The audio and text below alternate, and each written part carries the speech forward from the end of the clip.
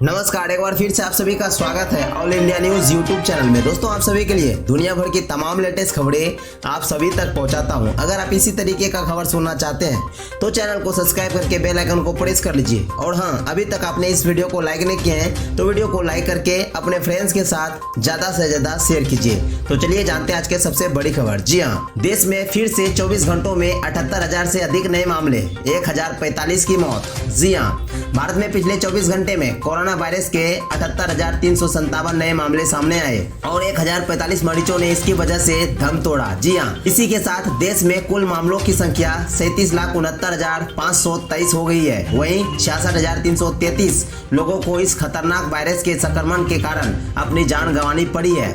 सक्रिय मामलों की संख्या 8,01,282 हो गई है। देश में पिछले 7 दिन में से 6 दिन 70,000 से अधिक नए मामले सामने आए हैं। जी हाँ, आज के सबसे बड़ी खबर, चीन के खिलाफ भारत का बड़ा एक्शन, पबजी समेत 118 मोबाइल ऐप पर बैन। जी हां, केंद्र सरकार ने बड़ा फैसला लिया है। पबजी समेत 118 मोबाइल ऐप पर प्रतिबंध लगाने का फैसला किया है।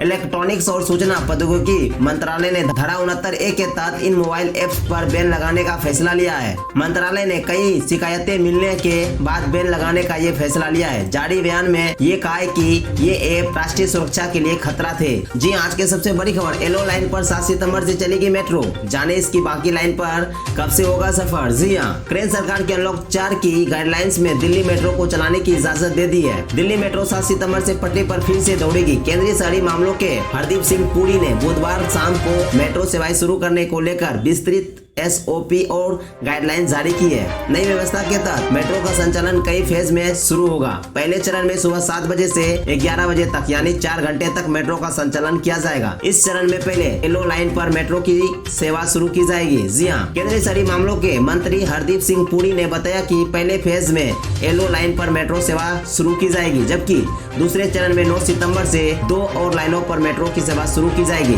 तीसरा फेज 10 सितंबर से शुरू होगा। तीसरे चरण में रेड लाइन, बहादुरगढ़, फरीदाबाद, बल्लभगढ़ लाइनों पर मेट्रो ट्रेन का संचालन शुरू होगा। जी हाँ, आज के सबसे बड़ी खबर, यूपी के लखनऊ में लेन देन को लेकर हुआ विवाद, हिस्ट्री सीटर दुर्गेश की दिन दिहाड़े गोली मारकर हत्या। जी हाँ, राजधानी लखनऊ में अपराध का ग्राफ बढ़ता ही जा रहा है और आए दिन कहीं न कहीं हत्या की खबर सामने आ रही है। बढ़ते अपराध की वजह से राजधानी में कानून व्यवस्था पर भी सवाल उठाए जा रहे हैं। नया मामला लखनऊ के PGI थाना क्षेत्र का है। यहाँ पर दिन दिहाड़े फायरिंग कर एक हिस्ट्री सीटर की गोली मारकर हत्या कर दी। जी हाँ, आज के सबसे बड़ी खबर, सिर्फ 3.50 लाख रुपए में मिलेगा अपना घर, 19 शहरों में हो रहा बुकिंग। जी हाँ, अपना घर हर किसी का सपना होता है। इस सपने को साकार करने के लिए प्रधानमंत्री नरेंद्र मोदी ने साल 2015 में आवास योजना की शुरुआत की थी। योजना में समय समय पर राज्यों में घर की बुकिंग प्रक्रिया कराई जाती है। जी हाँ, इसी के तहत उत्तर प्रदेश आवास विकास परिषद ने प्रदेश के 19 शहरों में 3,516 प्रधानमंत्री आवास योजना के मकानों के लिए 1 सितंबर से बुकिंग खोल दी गई है। बुकिंग के लिए ऑनलाइन आवेदन 15 अक्टूबर तक कर सकते हैं। जी, आज के सबसे बड़ी खबर, मोदी कैबिनेट के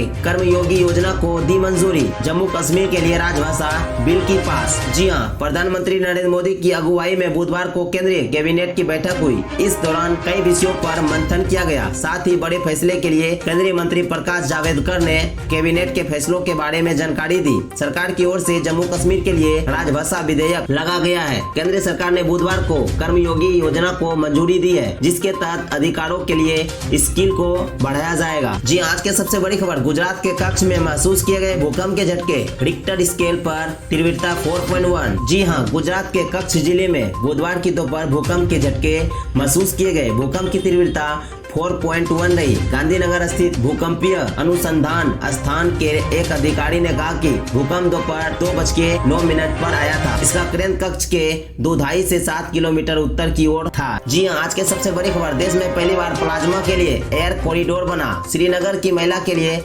बेंगलुरु से प्लेन से पहुंचाया गया प्लाज्मा। 3000 किलोमीटर का सफर 8 घंटे में तय किया। जी हां, देश में पहली बार प्लाज्मा के लिए एयर कॉरिडोर बनाया गया। श्रीनगर में कोरोना से संक्रमित 60 साल साल की बुजुर्ग महिला के लिए प्लाज्मा बेंगलुरु से श्रीनगर भेजा गया। 3000 किलोमीटर का सफर 8 घंटे में तय करने के बाद प्लाज्मा मंगलवार दोपहर को श्रीनगर पहुंचा। महिला गवर्नमेंट हॉस्पिटल के आईसीयू में भर्ती है। जी हां, आज के सबसे बड़ी खबर, मेट्रो यात्रा के लिए गाइडलाइंस। दिल्ली मेट्रो दिन में 2 पलियों में चलेगी, बीच में 5 घंटे का ब्रेक होगा। स्मार्ट कार्ड से यात्रा होगी और इसके लिए भी कैशलेस ट्रांजैक्शन। जी हां, कोरोना के बीच 7 सितंबर से शुरू हो रही मेट्रो ट्रेन सर्विस के लिए सरकार ने आज गाइडलाइन जारी कर दी है। अहम बात यह है कि दिल्ली में मेट्रो सर्विस दिन में 2 पलियों में चलेगी। इसे 3 फेज में शुरू किया जाएगा, बीच में 5 घंटे का ब्रेक होगा। इस दौरान सैनिटाइजर का काम किया जाएगा। यात्रा केवल स्मार्ट कार्ड के जरिए होगी, टोकन के जरिए नहीं। जी हां, आज के सबसे बड़ी खबर, देश में कोरोना संक्रमण से ठीक होने वाले का आंकड़ा 29 लाख के पार। एम्स ने 2 हफ्ते के लिए ओपीडी भर्ती पर रोक लगाई। देश में अब तक 37.94 लाख केस। जी हां,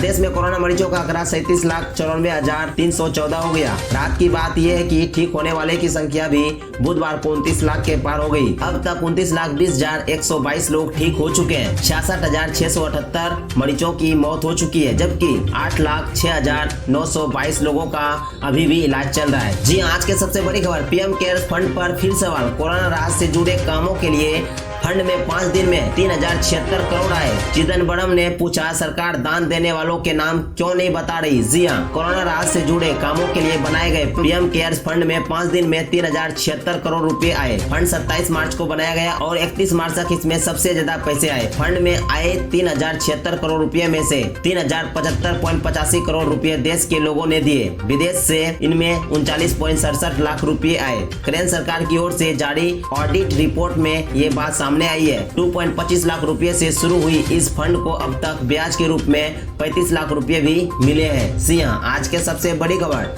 भारत चीन में लंबे टकराव की आशंका। सेना ने लद्दाख में 2 बार चीन की घुसपैठ की कोशिश नाकाम। अरुणाचल बॉर्डर पर भी जवानों की तैनाती बढ़ाई गई। जी हां, लद्दाख में सीमा विवाद सुलझाने के लिए चीन एक तरफ बातचीत कर रहा है तो दूसरी तरफ घुसपैठ की नाकाम कोशिश में लगा है। 29 और 30 अगस्त की रात चीन के सैनिक ने लद्दाख में पेगोंग झील की दक्षिणी पहाड़ी पर कब्जे की कोशिश की थी। 31 अगस्त को भी लाइन ऑफ एक्चुअल कंट्रोल पर उकसाने वाली कार्रवाई की। अगले दिन यानी 1 सितंबर को फिर खबर आई कि चीन के सैनिकों ने चुनार इलाके में घुसपैठ की कोशिश की, लेकिन भारतीय सेना ने फिर खदेड़ दिया। हालांकि सेना ने इसकी पुष्टि नहीं की है। जी हां, आज के सबसे बड़ी खबर, जेईई परीक्षा का दूसरा दिन। रायपुर में सुबह 5 बजे ही सेंटर पर पहुंच गए छात्र। जयपुर में कम जिलों में सेंटर होने से छात्र पेरेंट्स नाराज और परेशान। जी हां, नेशनल टेस्टिंग एजेंसी इंजीनियरिंग प्रवेश परीक्षा का बुधवार को दूसरा दिन है। परीक्षा 6 सितंबर तक होगी। इसके लिए देश भर में 660 परीक्षा सेंटर बनाए गए हैं।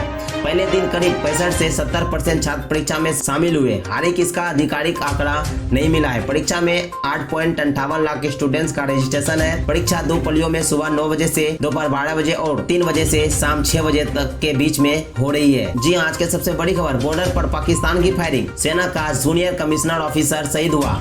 जम्मू कश्मीर के राजौरी जिले में एलओसी पर पाकिस्तान ने सीज फायर तोड़ा। जी हां, जम्मू कश्मीर पाकिस्तान की ओर से हुई फायरिंग में सेना का एक जूनियर कमिश्नर ऑफिसर शहीद हो गया। न्यूज एजेंसी पीपीआईटी के सूत्रों से हवाले से ये जानकारी दी है। राजौरी जिले के केरी सेक्टर में एलओसी पर पाकिस्तान ने फिर से सीज फायर तोड़ा है। जी हां, आज के सबसे बड़ी खबर, एनसीबी ने 2 लोगों को किया गिरफ्तार। रिया के भाई सोविक को करते थे ड्रग्स सप्लाई। जी हां, अभिनेता सुशांत सिंह राजपूत मामले में ड्रग्स का एंगल सामने आने के बाद इस केस को एक नई दिशा मिल गई है। अब इस केस में नारकोटिक कंट्रोल ब्यूरो ने पहली गिरफ्तारी भी कर ली है, जिसका संबंध इस मामले की मुख्य आरोपी रिया चक्रवर्ती के भाई सोविक चक्रवर्ती से है। दरअसल बुधवार को एनसीबी ने सोविक को ड्रग्स सप्लाई करने के आरोप में मुंबई से 2 लोगों को हिरासत में ले लिया है। जी हां, आज के सबसे बड़ी खबर, अब उबर कैब में ट्रिप शुरू होने से पहले यात्रियों को मास्क लगाकर भेजनी होगी सेल्फी। जी हां, उबर ने दुनिया भर में अपने यूजर्स के लिए नए दिशा निर्देश जारी किए हैं। अब ऐप में